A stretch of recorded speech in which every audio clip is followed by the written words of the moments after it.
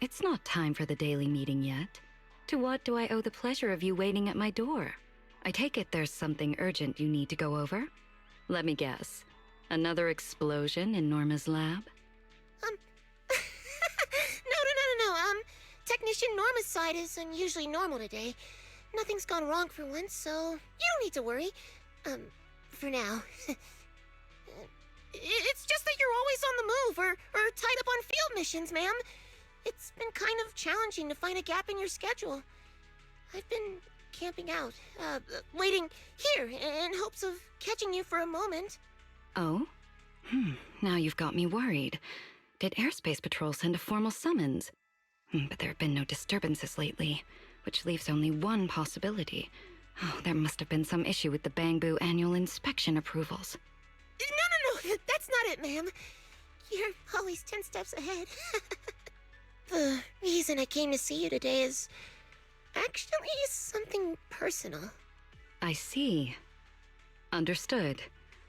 I will proceed with your resignation formalities at once. My apologies for not providing you with a satisfactory work experience. Is this a potted plant? But its texture is somewhat rigid.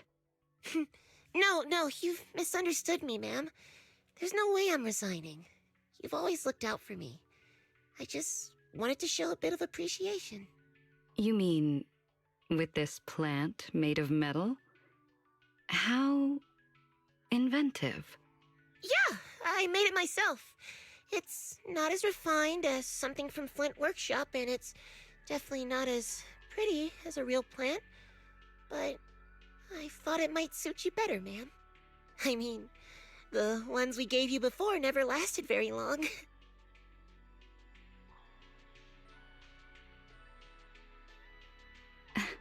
It's merely dormant. For that species, that is perfectly normal. Huh? Do houseplants do that? But the ones from the Merchant Association also only lasted a few days. Merely dormant. For that species, that is perfectly normal.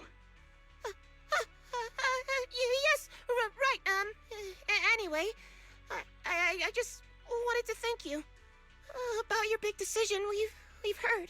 We've all seen how much you do for us, so we completely understand.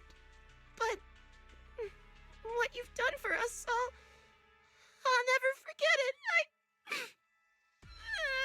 Ma'am, how am I supposed to go on without you?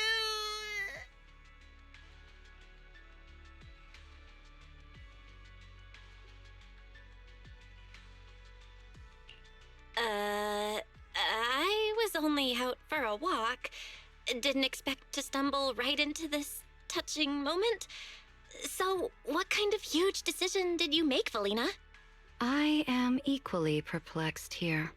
A big decision I didn't even know about. Any ideas, manager?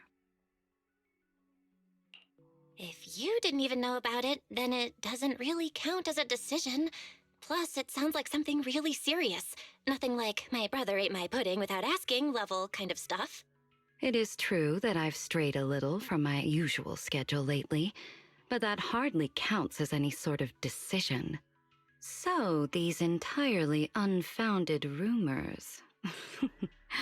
Seems I need to sit down and have a proper chat with someone. Unfounded rumors?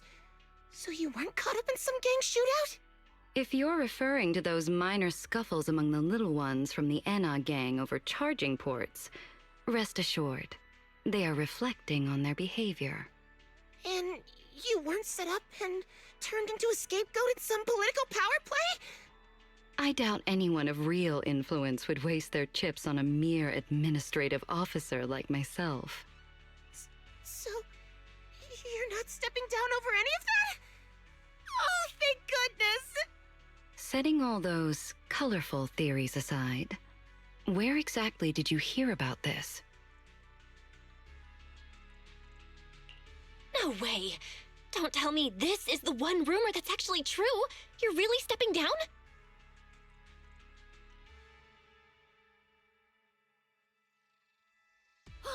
Lily! Why are you still here? Weren't you supposed to be on vacation? I'll have to postpone my leave. And I don't recall mentioning that to you. I was passing by while you were talking to your family. I heard it by accident. I mean, you didn't even close your door! Wait, Norma, didn't you say Miss Velina was leaving us? Yeah, obviously there's no way she'd pick ESD as a vacation spot, right? Oh, I'm sorry, ma'am. It's quite all right. The vacation was only confirmed today. I should have informed everyone in advance to avoid any misunderstanding. It's just a vacation. Aren't you all overreacting a little? I mean, aside from official holidays, Miss Velina has never taken time off. Like, ever. If she's not at work on a weekday, it just doesn't feel right. Mm-hmm. Veli's like high-performance hardware, you know? She's got dozens of vacation days saved up. I do envy all those vacation days. But being administrative director sounds exhausting. Handling all sorts of people all day? Yeah, no thanks. It's just part of the job.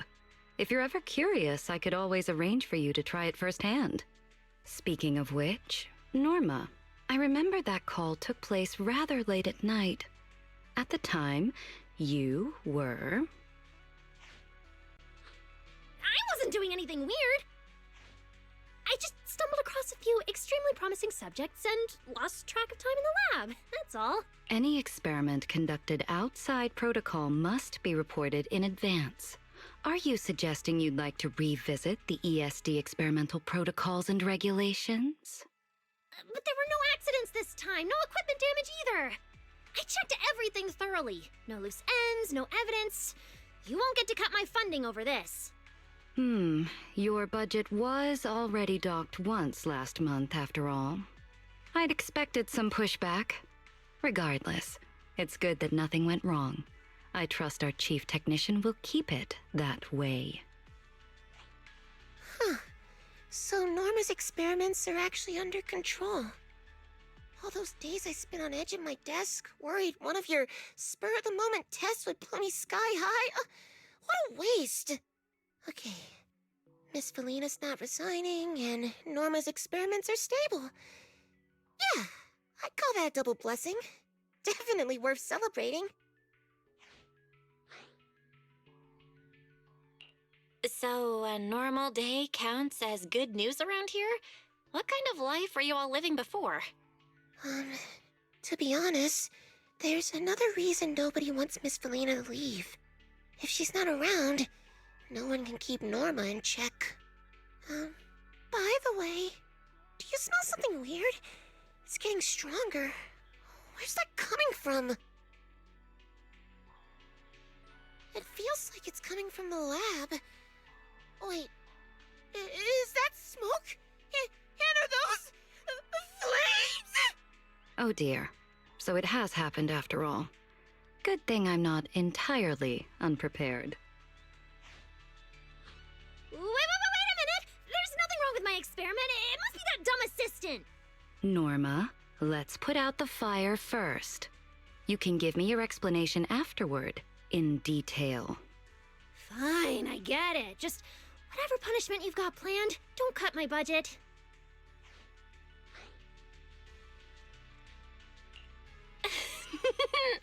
Yep, called it. Never celebrate too early. Oh, that fire looks pretty bad, though. I'll help.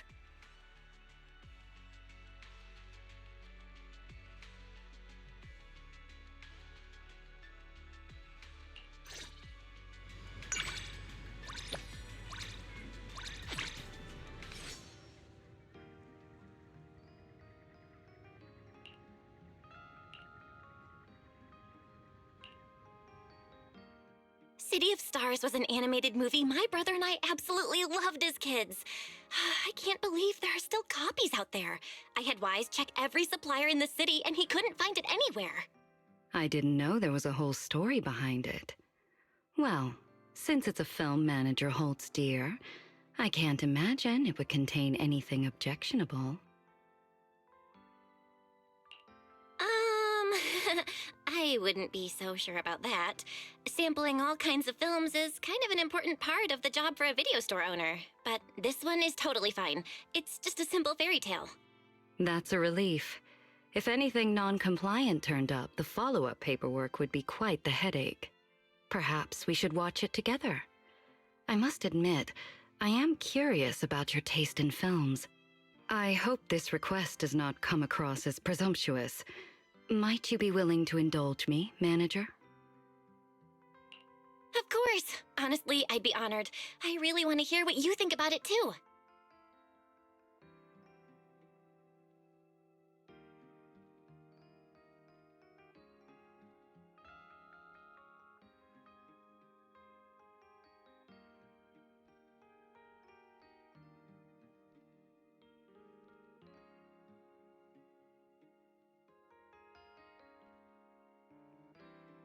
I'd say this is less of a fairy tale and more of a cautionary fable. Quite thought-provoking. Wouldn't you agree? Back then, I was probably too busy staring at all the stars and those ridiculously cool airships. Never realized it carried any grand message. Now I feel like it's something my brother would really enjoy, actually. It seems this film brought back a piece of your childhood. I'm glad for both of you. At the same time, have you noticed that the themes of this film and certain specific parallels are a bit ill-timed? No way, right? Sure, the film's set on an island in the sky, but floating islands are a classic motif in fiction. They're pretty common. Maybe the review doesn't need to be quite this strict. If that were all, I might let it pass. But the detail about the 3 sister regents who govern the city...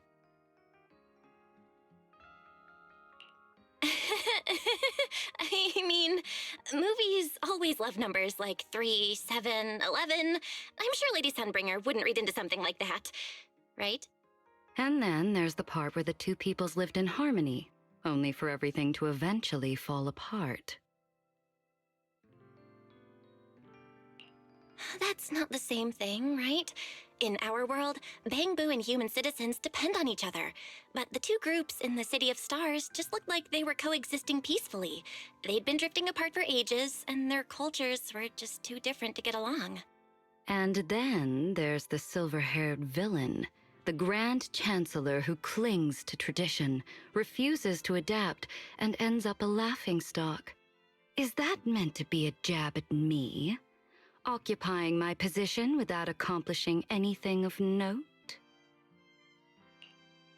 Really? No, wait. That feels like a stretch. How could there be that kind of specific allegory? And the movies from years ago. No need to be nervous, manager. I wouldn't actually interpret it that way. But some others might just take it personally, you know. As for the specifics of the film, let's set them aside for now.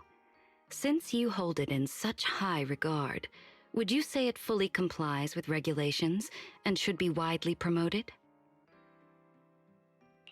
I just think maybe that's not what it was going for. It's not even a serious film in the first place. That's a fair argument, as expected of you, manager. You seem to grasp the artist's original intent quite well. However, I'm sure you are familiar with this saying, once a work is completed, it no longer belongs solely to its artist. Interpretations surrounding a work can be manifold, and the less discerning the audience, the more easily they are swayed by others' readings. Which is precisely why fairy tales must withstand scrutiny from every direction. City of Stars is not aimed at adults.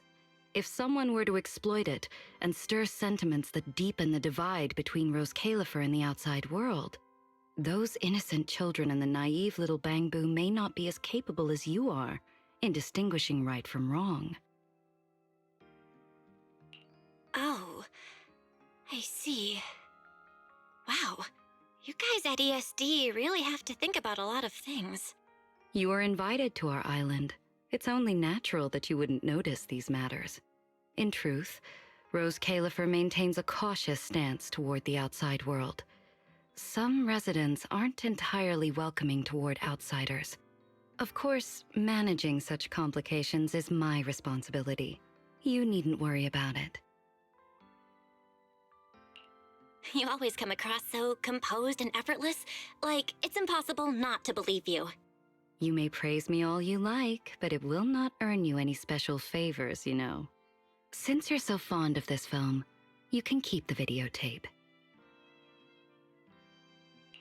Wait, really? I thought I wouldn't be able to watch it with Wise. Who knew flattery could get you this far?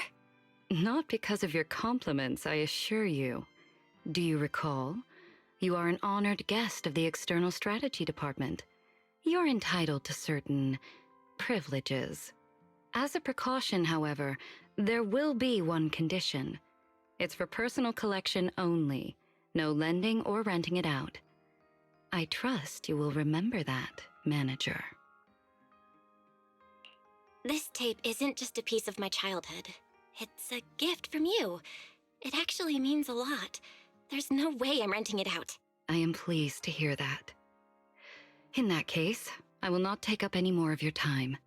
As for those smugglers, whether it was mere negligence or something more deliberate, I believe I shall hear their explanations personally.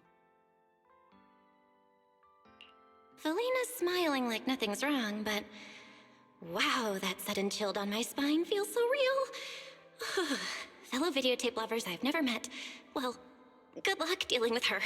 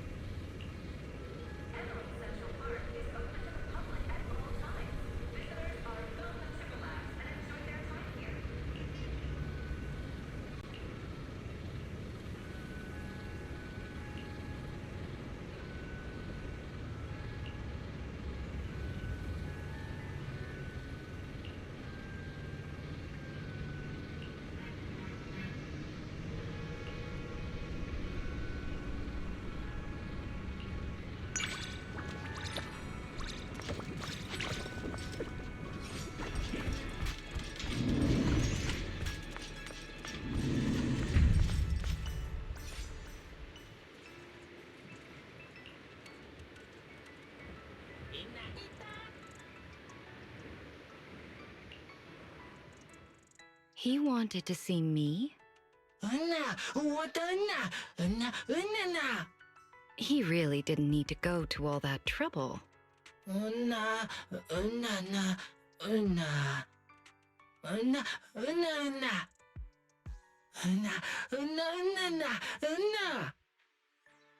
Angel, you say? I suppose I'm still not used to that title. I have a guess as to who it might be. Would you mind telling me his designation? I will need to verify the relevant records.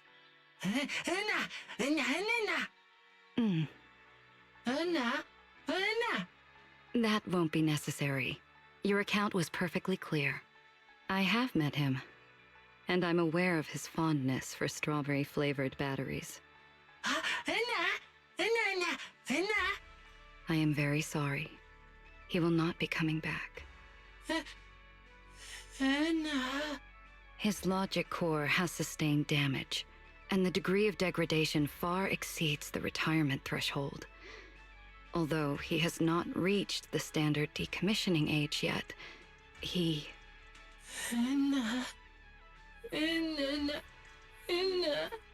Regrettably, even our chief technician was unable to intervene. In this regard, I am far less capable than she is. Please, rest assured, he will begin a new life in Janus Quarter.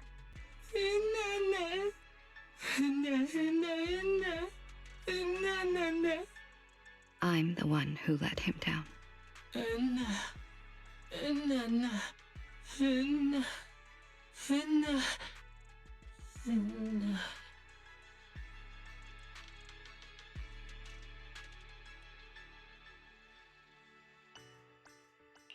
Velina? Hey, are you okay?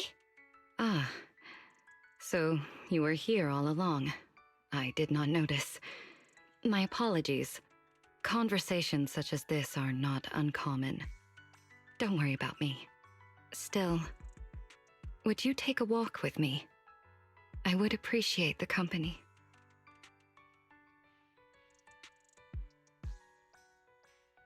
Yesterday, CCD-L12-0421 said goodbye here to his home. His name is Elfo. Before he left, I gave him a strawberry-flavored battery. He was overjoyed and called me his angel. I was quite taken aback. I thought perhaps some fragment of his memory had been unexpectedly restored. But it was just a coincidence. He no longer remembered that the battery I gave him had once been a gift from him to me when we first met. Should I call that fortunate or unfortunate? In fact, Elfo had already foreseen his own end. Wait, so he knew he was going to be retired, and he still wanted to see you? He still believed in the angel? His friend did not lie. He believed the angel could help him. But what he sought was never a cure, not even the preservation of his memories. What he wanted was for me to waive the formalities, the approvals, the announcements, and carry out the retirement process quickly so he could leave without anyone noticing. He doesn't like farewells. He did not wish to upset his friends. That was the only thing I was able to do for him, and the only request he ever made of his angel. Elfo's friend was right. Maybe there never was such a thing as an angel. Just a witch, standing above, passing judgment under the pretense of granting a second life. A witch? That doesn't suit you at all. Allowing them to continue bearing excessive data would only accelerate system failure. Retirement is a safeguard. It protects them. The ESD has been trying to improve Bangbu's logic cores for that exact reason, to reduce the side effects and preserve their memories. That's what you've always believed in. That's what you've always been doing, right? I forgot myself for a moment. As you said, indulging in self-reproach serves no purpose. Still, I did not expect to see such a serious expression from you. This walk was worth something after all. Hey, what's that supposed to mean? I can be serious too, you know? At least, half as serious as you. While I may take issue with that phrasing, I will accept your meaning for now. What I just said was not entirely spoken in haste. If I must choose one single identity, which may indeed be more appropriate? The little ones believe in a flawless, idealized angel. Someone with two faces is hardly suited to be their symbol of faith. And all that set aside, the role of a witch does offer certain practical advantages.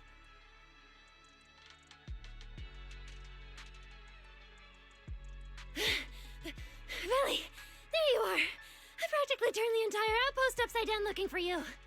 Norma, take a breath. Slow down. Is there an urgent situation? It's that coward again. Signed the agreement, and now he's backing out, making a scene, refusing the core upgrade. I've already got him tied down on the test bench. Come on, we need to get back now. I don't quite understand. Even with Velina there, if the Bangbu doesn't want to do it, you can't just force him, right? You don't get it. As long as Veli puts on that sweet smile and plays the villain for a bit, and I smooth things over after, Bangbu fall right in line. We've done this a bunch. Works every time. Isn't that just good cop, bad cop?